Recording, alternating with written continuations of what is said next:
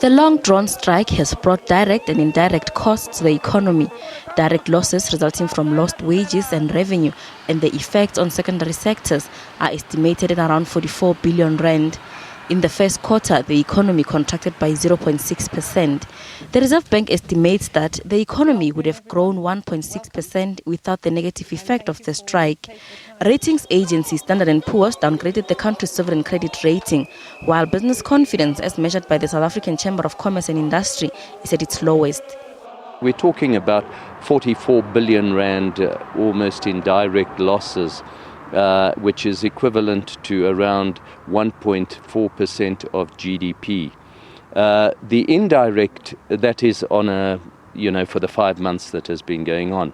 So on an annualized basis, 1.4% of GDP would work out at 0.6% of GDP if you're looking at the entire GDP for the year.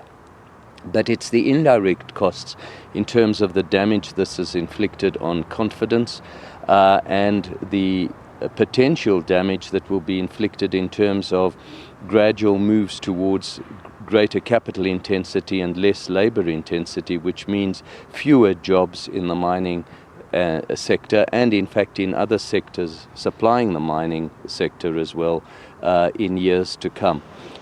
The manufacturing circle says the impact of the strike has been great. The platinum mines supply manufacturers with platinum to make catalytic converters and jewelry, while demand from miners for manufactured goods has also dropped. Together, there'll be a long-term impact on jobs in the sector.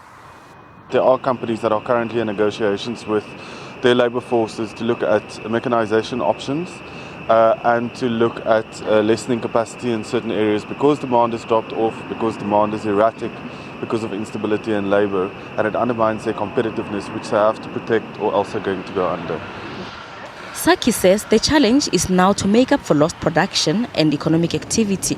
The business organization says it remains convinced that the extent of damage brought upon communities and economic growth and the criminality seen during the strike brings into question whether open-ended industrial action remains appropriate for the current economy. Gloria Sefako, SABC News, Johannesburg.